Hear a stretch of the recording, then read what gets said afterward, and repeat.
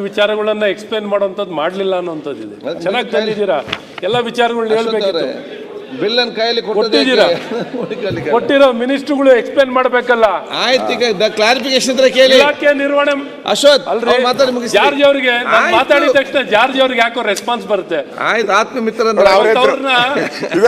ಬರೀ ಲಿಫ್ಟ್ ಅಲ್ಲೇನೆ ಅರ್ಧ ಗಂಟೆ ತೊಳ್ತಿದ್ದೆ, ಸುಮ್ಮನೆ ಬಿಟ್ಟಿದೀವಿ ಅದನ್ನ.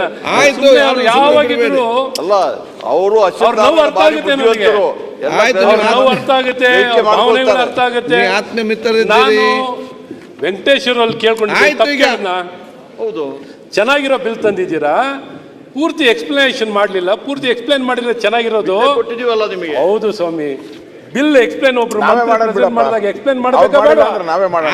ನಾವು ಸಂಕ್ಷಿಪ್ತವಾಗಿ ಎಕ್ಸ್ಪ್ಲೇನ್ ಮಾಡ್ತೀವಿ. ಸಂಕ್ಷಿಪ್ತವಾಗಿ ಏನು ಆಗಲ್ಲ.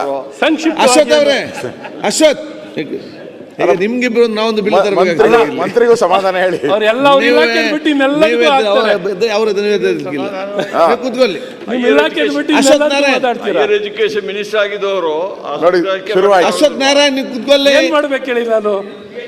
ಆಯ್ತು ಮಂತ್ರಿಗಳೇ, ಅಧ್ಯಕ್ಷರೇ, ಇಲ್ಲಿ ಮಂತ್ರಿಗೆ ಅಶ್ವಥ್